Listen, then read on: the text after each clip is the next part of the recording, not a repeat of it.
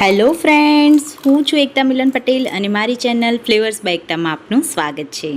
આજે આપણે without sugar with many dry fruits કેફેમાં મળે એવા ટેસ્ટ સાથે ઘરે જ કોઈપણ જાતના એસન્સનો યુઝ કર્યા વગર healthy and યમી fresh banana milkshake બનાવીશું. તો ચાલો quick, easy and mouth watering super healthy banana milkshake બનાવવાનું શરૂ કરીએ. અહીંયા આપણે 1 ગ્લાસ બનાના મિલ્કશેક બનાવવા માટે 3 થી 4 ખજૂરને મેં ઠળિયા નીકાળી મિક્સર જારમાં એડ કરી દીધી છે. તમે ઠળિયા નીકાળેલી ખજૂર પણ યુઝ કરી શકો છો. ત્યાર પછી 5 થી 6 બદામ, 4-5 કાજુના પીસ અને 2 અંજીર એડ કરું છું. તમે અંજીર એક પણ એડ કરી શકો છો. મારે અહીંયા અંજીર વધારે ખાવું છે એટલા માટે હું વધારે એડ કરી રહી છું.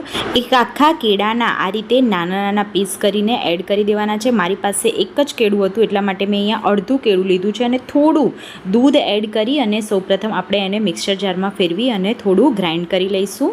તો આવી રીતે થોડું દૂધ એડ કરવાથી સહેલાઈથી બધા ઇન્ગ્રીડિયન્ટ સારી રીતે મેશ થઈ જશે. ત્યાર પછી બીજો વધારે દૂધ એડ કરી અને થીક ડ્રિંક તૈયાર કરી લઈશું. અહીંયા આપણે મિલ્ક શેક બનાવી રહ્યા છીએ એટલા માટે ડ્રિંક જાડું જ રાખીશું. જો તમને પતલું પસંદ હોય તો એ પ્રમાણે વધારે દૂધ પણ એડ કરી શકો છો. ત્યાર પછી આપણે અડધા એક કેળાના વચ્ચેથી 4 ભાગ કરી નાના નાના પીસમાં કટ કરી અને બનાના મિલ્કશેકમાં એડ કરી દઈશું. તમે એક કેળું આખું પણ એડ કરી શકો છો. ઘણા લોકોને બનાના મિલ્કશેકની સ્મેલ પસંદ આવતી હોતી નથી, તો બનાના મિલ્કશેકના બેસ્ટ ફ્લેવર અને સ્મેલ માટે 1/3 ટીસ્પૂન જાયફળ અને 1/2 ટીસ્પૂન જેટલો ઇલાયચી પાવડર એડ કરી બરાબર સારી રીતે હલાવી મિક્સ કરી લઈશું. ઇલાયચી પાવડર અને જાયફળ પાવડર જરૂરથી એડ કરો, એનાથી બનાના મિલ્કશેક પચવામાં પણ હળવો રહે છે. મેં અહીંયા ઠંડુ દૂધ યુઝ કર્યું હતું એટલા માટે હું ડાયરેક્ટ સર્વ કરું છું. તમે ચિલ્ડ કરીને અથવા તો આઈસ ક્યુબ સાથે પણ સર્વ કરી શકો છો. ઉપરથી થોડા બનાનાના પીસ કરી એડ કરીશું અને ત્યાર પછી ડ્રાય ફ્રૂટ્સની કતરણ અને કેસર એડ કરીશું. કેસર એડ કરવું ટોટલી ઓપ્શનલ છે. તો ગાઈઝ, આપણું યમ્મી અને સુપર હેલ્ધી બનાના મિલ્કશેક બનીને તૈયાર થઈ ગયો છે.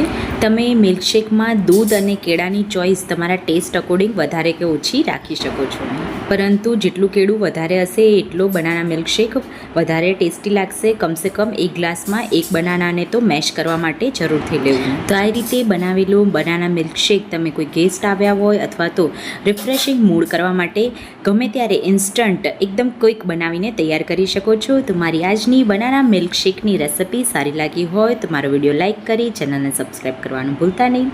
નેક્સ્ટ રેસિપી આવે ત્યાં સુધી બાય.